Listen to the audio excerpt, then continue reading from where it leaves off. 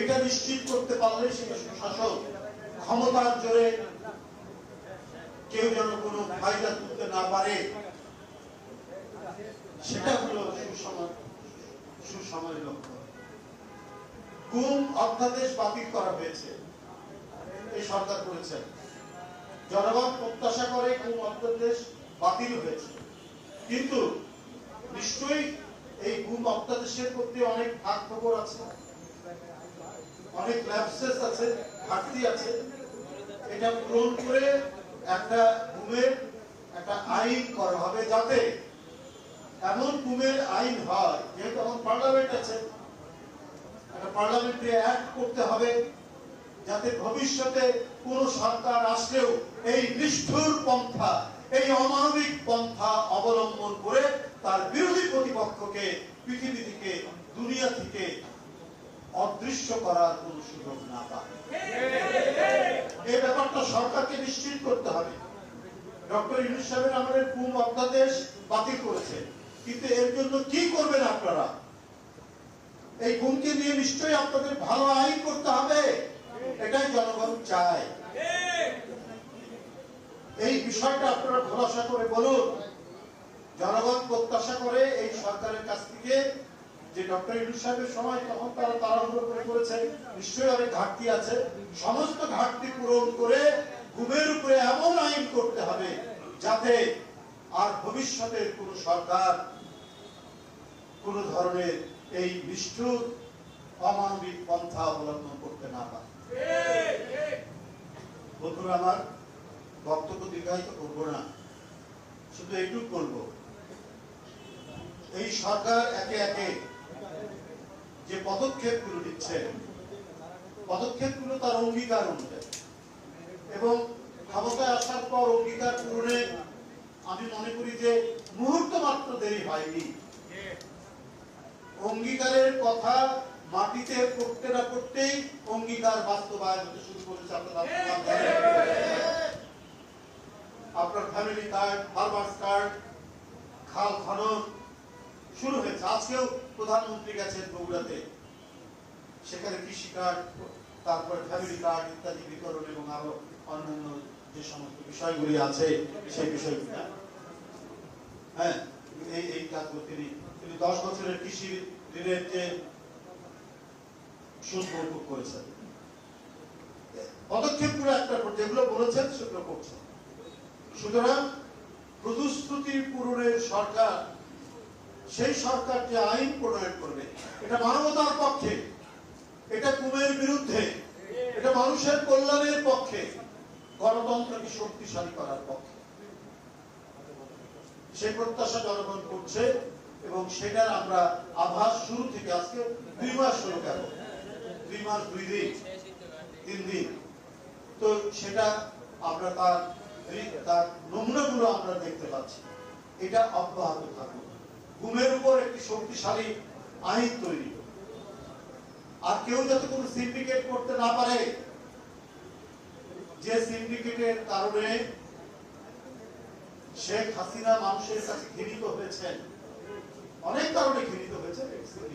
নিজের দলের লোককে ঠিকাদারি পাইয়ে দেওয়া, সিন্ডিকেট করে পণ্য নিজেদের নিয়ন্ত্রণে নিয়ে আসা, আদম সিন্ডিকেট থেকে সবজির সিন্ডিকেট সব আওয়ামী লীগারদের দ্বারা, সেটা ছিল আইনের শাসন নয়, আওয়ামী গুন্ডাদের শাসন ছিল। তারেক রহমানের নেতৃত্বে সেটি হবে না।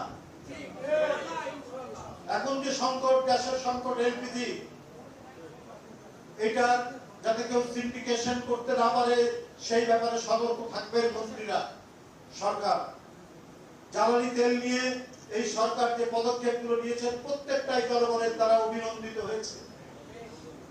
জ্বালানি তেলের দাম বৃদ্ধি করতে দেননি প্রধানমন্ত্রী, যখন জনগণের কাছ থেকে ডিমান্ড এসছে, যখন জ্বালানি তেলের জন্য বিরাট লম্বা লাইন, যে কোনো উপায় নেই, হরমুজ প্রণালী নিয়ে যে ঘটনা চলছে, যে যুদ্ধের আবহ তৈরি হয়েছে, পার্শ্ববর্তী দেশ সহ অন্যান্য দেশে জ্বালানি তেলের দাম হু হু করে বৃদ্ধি করেছে, তখন জ্বালানি তেল নিয়ন্ত্রণে রেখেছিলেন সরকার।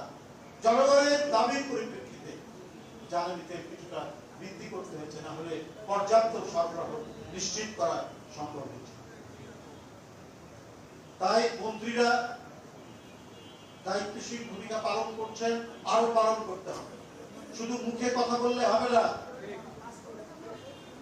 শুধু এমন কথা বলবেন যেন সামঞ্জস্যহীন কথা না হয়, কথার সাথে যেন কাজের মিল হয়। যে দৃষ্টান্ত প্রধানমন্ত্রী রাখছেন সেই দৃষ্টান্ত অনুসরণ করে আপনারাও করুন। শুধু মুখে বলে দিলেন আপনারা সিন্ডিকেট করবো না, এই করবো না, হতে দিব না, কিন্তু সেটা মানুষ চাক্ষুষ প্রমাণ চায়। এলপিজি সিলিন্ডার নিয়ে, সবজি নিয়ে, আপনার সবজির বাজার নিয়ে, চাল নিয়ে কেউ যদি কিছু না করতে পারে তার জন্য বাজারে ইন্টারভেনশন সহ দ্রুত গতিতে আইন শৃঙ্খলা বাহিনী কাজ করবে এবং যাদের নামে ন্যূনতম পাওয়া যাবে তাদেরকে আইনের আওতায় নিয়ে এসে শাস্তির ব্যবস্থা করতে হবে। এটাই হচ্ছে সুশাসনের নমুনা। আজকে ইলিয়াস আলীরা আমাদের মধ্যে নেই, কিন্তু তারা একটা সুন্দর দেশ, একটি গণতান্ত্রিক দেশ প্রতিষ্ঠার অঙ্গীকার নিয়েই তো তারা আন্দোলন করতে গিয়ে শেখ হাসিনা অদৃশ্য করেছে। ইলিয়াস আলীকে আমাদের ফিরিয়ে আনতে হবে। গুমের জন্য যারা দায়ী, যে সমস্ত কর্মকর্তা, তারা কিন্তু এখনো এই সমাজের মধ্যে আছে। কই চিহ্নিত করে করে এখনো কেন তাদেরকে আইনের আওতায় নিয়ে এসে কোথায় গুম করেছে, কিভাবে গুম হয়েছে, এগুলো জনগণ জানতে চায়। ইলিয়াস আলী, চৌধুরী আলম, সাইফুল ইসলাম হিরু, সুমন, পারভেজ, আর আজকে কোথায়? যারা গুম করেছেন সেই কর্মকর্তারা তো আছেন বিভিন্ন জায়গায়। তাদেরকে আইনের আওতায় নিয়ে এসে তাদেরকে রিমান্ডে নিয়ে বলুন কিভাবে গুম করেছেন, কোথায় গুম করেছেন, কোথায় আছে। এখনো আপনারা সেই সত্য ঘটনা আপনারা বের করতে পারবেন। আমাদের মন্ত্রিসভার মধ্যে গুম হওয়া মন্ত্রী আছেন না? আমাদের স্বরাষ্ট্রমন্ত্রী সালাউদ্দিন সাহেব তিনি নিজেও তো গুম হয়েছে। সুতরাং কিভাবে গুম হয়েছে, কিভাবে গুম করেছে ওই সমস্ত নিষ্ঠুর পুলিশ কর্মকর্তা, র্যাব কর্মকর্তা এবং অন্যান্য আইন শৃঙ্খলা বাহিনীর কর্মকর্তারা, তারা তো সবাই পালিয়ে যেতে পারেননি, পালিয়ে যাননি। তারা তাদেরকে আইনের আওতায় নিয়ে এসে এখনো কেন জনগণ জানতে পারছে না এই কিভাবে তারা গুম হয়েছে, কোথায় গুম হয়েছে, কি অবস্থায় তারা আছে। তাদের মুখ থেকেই তো বের হয়ে আসবে। আপনারা তাদেরকে রিমান্ডে নিয়ে আসেন। বন্ধুরা আমার, আমি আবারও সরকারের কাছে জোরালো আহ্বান জানাচ্ছি, অত্যন্ত ক্ষিপ্র তৎপরতার সাথে আপনারা ব্যবস্থা গ্রহণ করে ইলিয়াস আলী, সাইফুল ইসলাম হিরু, পারভেজ, জাকির, সুমন সহ যে সমস্ত জাতীয় নেতা, যুব নেতা, ছাত্র নেতা যাদেরকে গুম করা হয়েছে, শত শত হাজার হাজার, তাদের হদিশ বের করে খুঁজে বের করার ব্যবস্থা গ্রহণ করুন। সবাইকে